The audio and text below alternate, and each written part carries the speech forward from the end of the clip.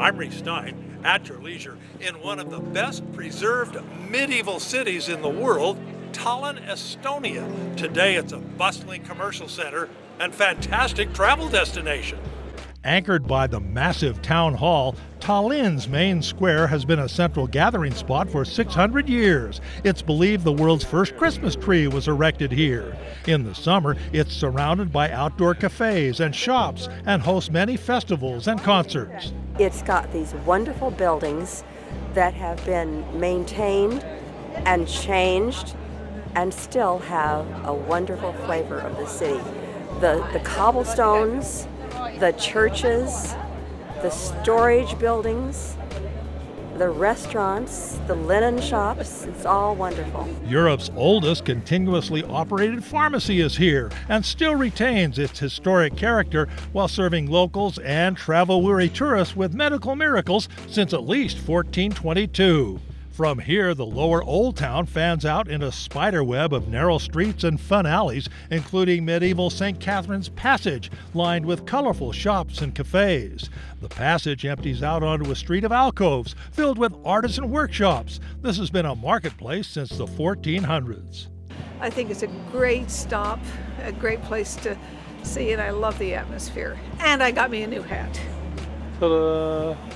Twin Towers welcome visitors to the lower Old Town, a UNESCO World Heritage Site, a walled neighborhood of gabled houses, half-hidden courtyards, grand churches, and soaring towers, all neatly packaged within mostly intact ancient city walls, give lower Old Town a fairy tale charm. I love the old city of Tallinn. There's all these streets that curve in and out. You've got places to eat and places to shop and places you can learn about the history of the area. Through the long leg gate, we enter Upper Old Town onto Pia Hill. The setting sun lights up the skyline, including St. Mary's Church with its domed spire, the oldest church in Tallinn and the only building on the upper hill to survive a 17th century fire. Nearby Alexander Nevsky Orthodox Cathedral sports a regal crown of 5 Russian onion domes. Built at the end of the 19th century, it is viewed by many modern Estonians as a symbol of oppressive Russian occupation. Still, after independence, Estonians wanted to tear it down, but couldn't afford the demolition costs. Across the way, the Pink Palace, home to Estonia's independent parliament. Tallinn has survived a turbulent history, including brutal occupations by Hitler and Stalin. I'm very impressed with the resilience of the people and how they survived the life that they were given, the deal that they were given. Stout stone walls, guard towers, and imposing gates have secured the Upper Old Town since medieval days. Outside the gates, a modern business district strong in information technology known as the Silicon Valley of the Baltics. Tallinn is home to many IT startups. Skype was invented here.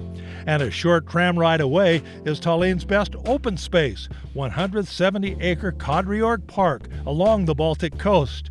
Here 300 years ago, Peter the Great built Kadriorg Palace for his wife Catherine I. The palace needed some work. 1725, Peter dies. And then Catherine also actually dies quite soon after. So they did not live here because the palace was not finished. But it was finished, yes. Finished, but only occasionally visited by Russian nobility, Catherine's initials survive above the Great Hall. Today it is a museum with a grand garden and fountains, the crown jewel of Tallinn, historic and modern gateway to the Baltics.